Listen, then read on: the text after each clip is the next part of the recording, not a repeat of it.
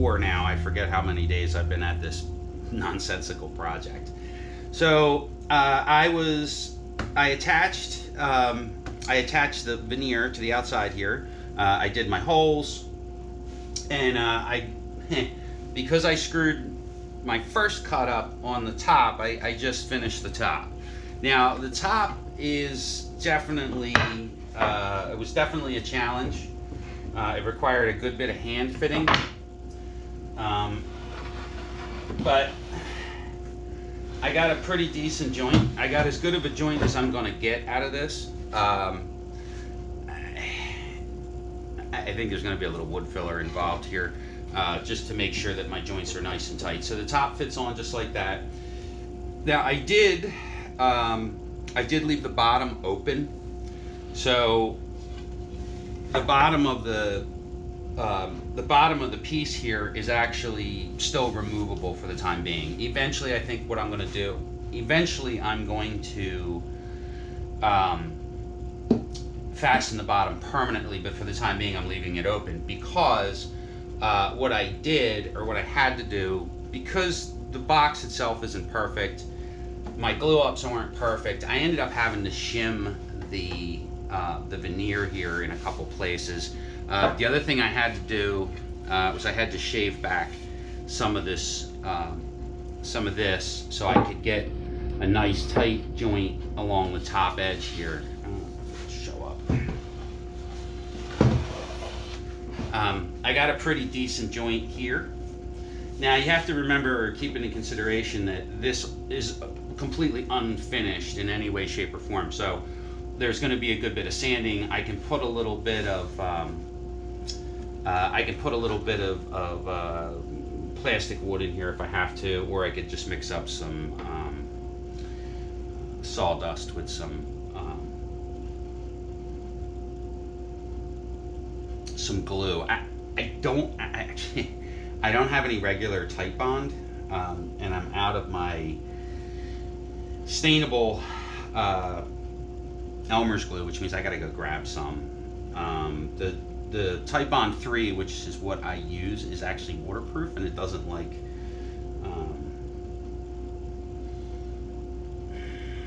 you always see the joint, you always see the seam. So if I use the Elmer's glue, which I have, I think, an empty bottle of it around here somewhere, I tossed it. It was empty anyway. But the Elmer's makes a stainable glue. It's not waterproof. This is never going to see. It's never going to see anything remotely resembling weather, so it doesn't need to be super duper waterproof glue. I could probably even just use plain old yellow carpenter's glue mixed with some nice fine cherry sawdust from the wood. I'll smear it into these joints, sand it all back, and you'll never see it. So that, for the most part, is cabinet 1. Now I got to turn around and do the whole. Now I have to turn around and do the other cabinet. So that's where we're at with that. Then I got to build the crossover and then install the speakers. I'm still a little bit leery about the actual size of the speakers themselves. I think my cabinet is too big for the crossover that I have. So one of two things: either I'm gonna have to futz with the equalizer on the stereo, or, and that's the other reason I left the bottom of the cabinet open, is I can spray foam inside this cabinet. I'll put sound deadening spray foam inside the cabinet to decrease the size of the internal cabinet. Really what I may end up doing is, that's probably what I'm going to end up having to do. I'm oversized on the cabinet by about 20%, if not a little bit more. I haven't actually done the math of the internal volume of the cabinet. But this actually, the other thing is, I need to point this out. To bring my total height up to where I needed it to be, I added this to the bottom. Now I can trim this down to get it where I want it to be. I can trim the bottom to raise or to lower it if I need to. Right now I'm exactly, I think, at 28 inches, which was my target height. It might be 29 inches. My target was 28. Yeah, I'm at like 28 1/4.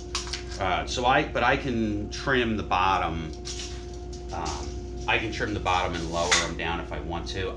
I don't really necessarily want to do that. I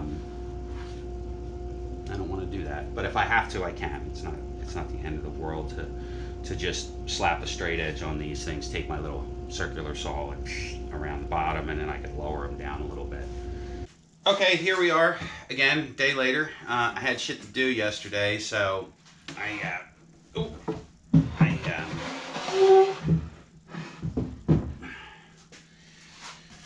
one of the things I had to do was I had to go get some actual good old-fashioned yellow carpenter's glue. This is just Type Bond Original. You could use any other type that you want, and then I used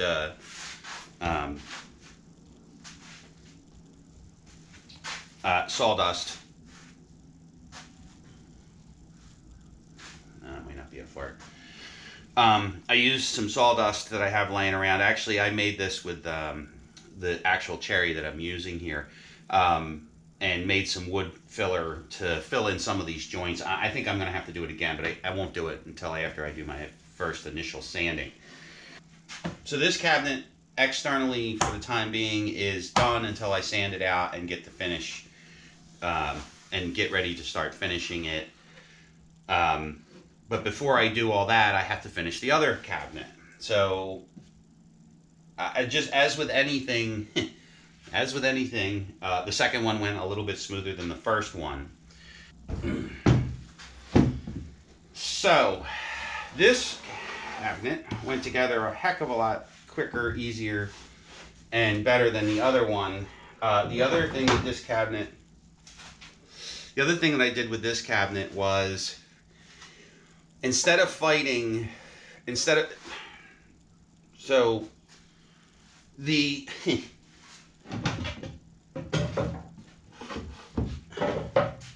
screwed up. Shocking, right? When I made the original template for this, it was out of square. Okay? One of them, I cut 5 of them. One of them was out of square. And when I went to go assemble them, this one was, somehow or another I missed a cut. Now, instead of just resetting up my dado and all that jazz, I just used the one that was slightly out of square.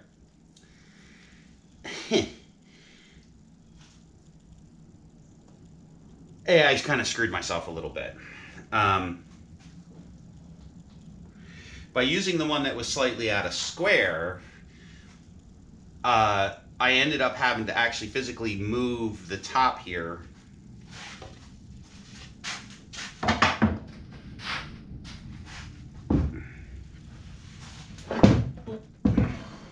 So this is how far out of square it was.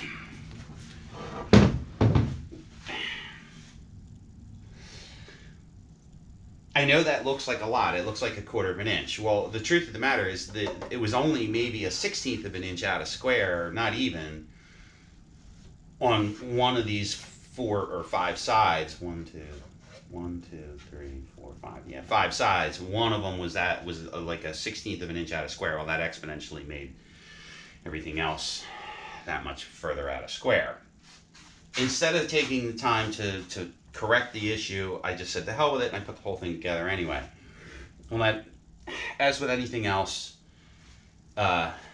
square and even, the compass and square,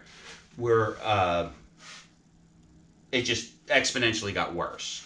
And the side effect of that, or the impact of that, is I cannot use this piece as a template to cut this piece.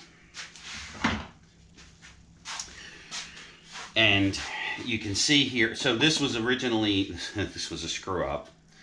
I'm going to mark this right now, because this is what screwed me up the first time. I cut this backwards. That's actually why I built the other cabinet first, because I screwed this piece up.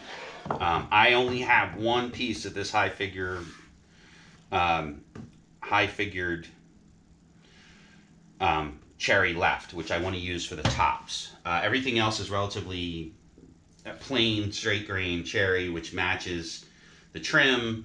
It looks nice. There is some high figure grain. There is some high figure cherry in the doors. I figured it would be nice if this was the top. Blah blah blah. I wish I'd taken the ride out to Hearns and bought high figure for everything, but I didn't. So here we're at.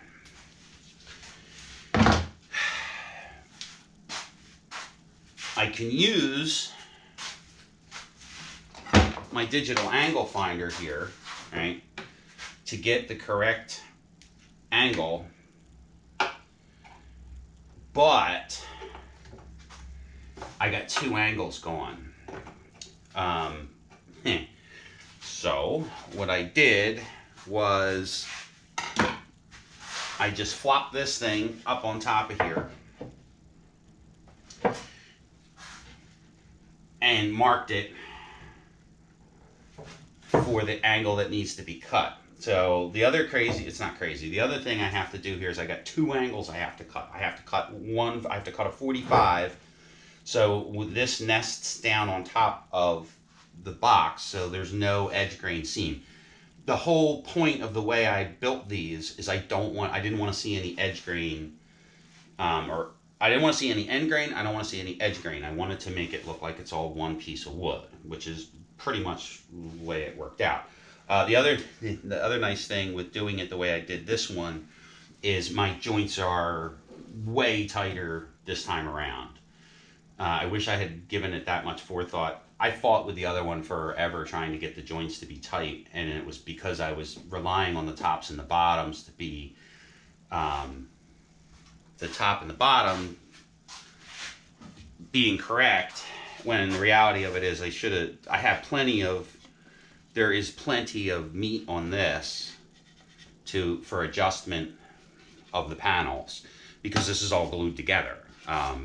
It's not going anywhere. There's enough glue in this stuff. I used two different types of glue. I used Type-On 3 for all of my joints, and then I used the for these joints, and then I used the heavy duty QX or PX3 or P3X construction adhesive to actually hold these things together. Everything is actually glued together with the PX3 or P3X, dyslexia.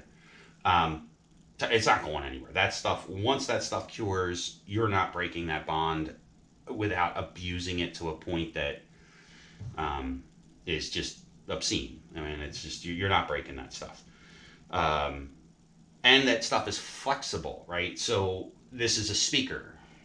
Okay, it's going to constantly vibrate. That's how it works. Using a glue that is a little flexible should keep it tight. It should keep the joints from coming apart with hopefully a couple decades of flex. So now to the fun part, right? Watching me screw this up. Oh.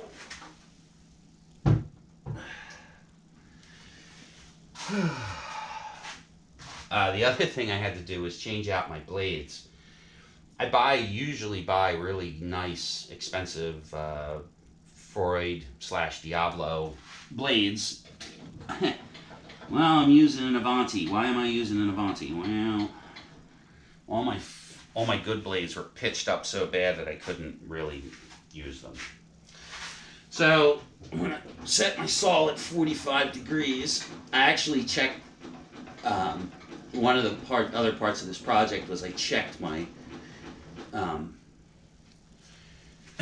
I checked and realigned my saw because I was burning a lot. You can see in a couple of my cuts, a lot of my wood was burnt. I'm trying to figure out why. It was the saw blade. It was all pitched up, and the saw blade had a lot of pitch on it, and it was causing burning, cherry burns anyway. And my saw angles were off, so this wasn't cutting. This wasn't actually cutting at a direct 90. As a matter of fact, whenever I change the pitch on my saw, I check it with a square so it's squared up. The other thing is I just use the shit out of the saw, so it's every couple months I need to check it. If I was a smart man, which generally not, we're going to crank that down a little bit.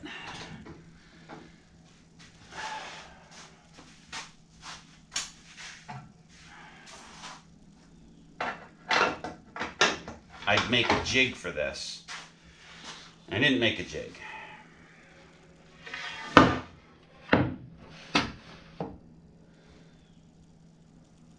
Yeah.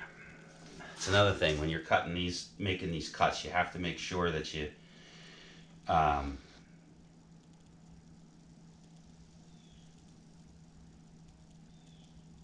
you cut the right side of the wood. That's what screwed me up the first time.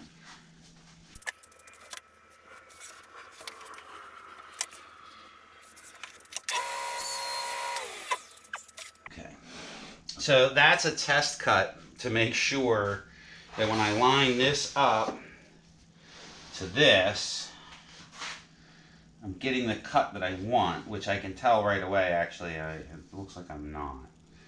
So I'm going to cheat a little bit on this one. I only have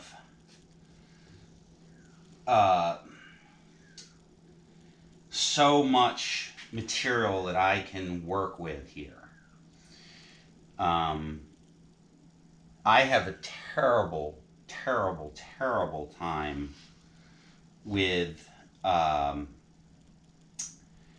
angles. So that's what I want my finished cut to be. But when I look at it, so when I'm looking at it here, I'm not getting the cut that I want. So I need to change the angle. I need to change the angle. And it wants to go this way.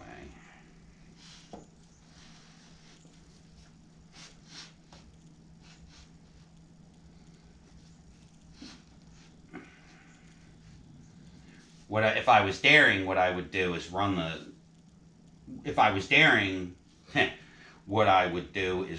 the saw, run it through the saw freehand at the right angle, because this is the right angle right here. This line right here is the correct angle, and it's interesting because they intersect. they intersect right there. I'm just not smart enough to know how to do that. I'm going to put a piece of tape over the fence here.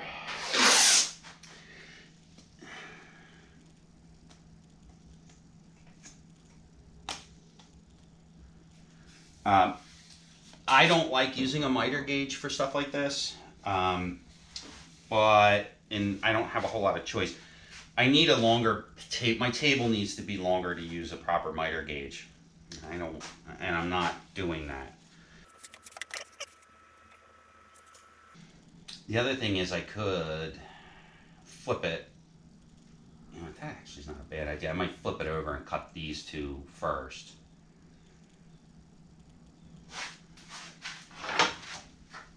That's not a bad idea. Because these cuts are straight. I did the original pieces on my... I did the original cuts on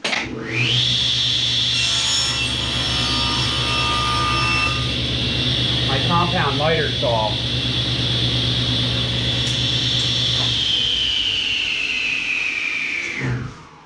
I did the original cuts on my compounding miter saw because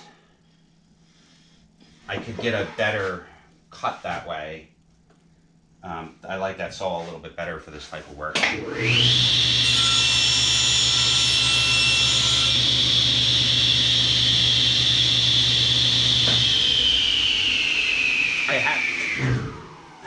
I have a tapering jig.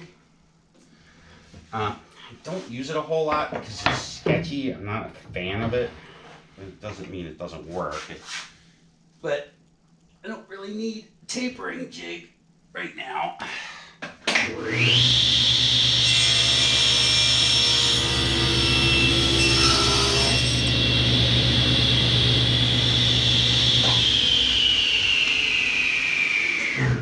I don't need a tapering jig right now as much as I need an accurate miter cut or miter gauge. And I could buy a new one, I know. This is the one that came with the saw. I very rarely ever use it.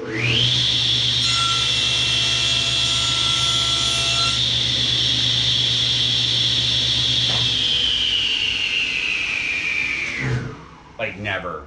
I never use it.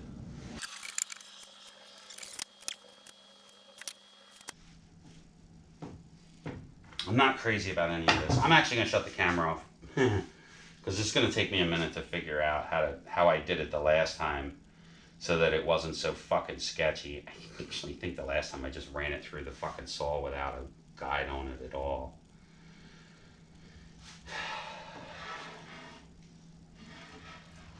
The miter guide actually fucks me up more than just running it through freehand.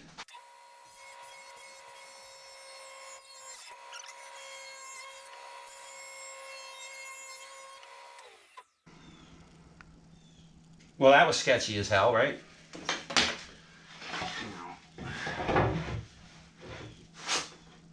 Yeah, it was sketchy as hell, but not for nothing, it worked perfectly.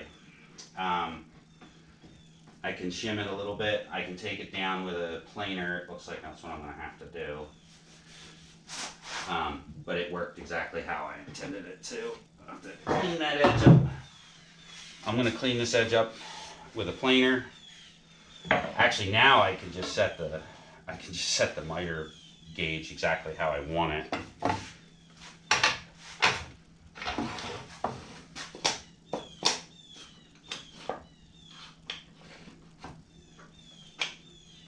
Yeah. So now I can use the miter gauge just to dress it up a little.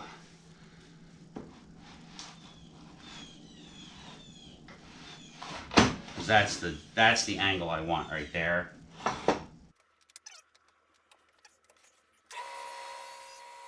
That may have been a mistake. That took off a little bit more than I wanted it to. But that's okay. We can always futz a little bit.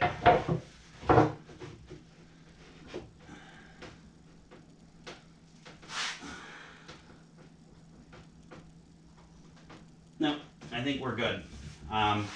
We're well within shimming distance here. So I'm gonna shut the camera off again, and I'm gonna get this all fastened together. I gotta move the camera to do that, and I don't really feel like it. But that's well within Uncle Fezzy tolerance.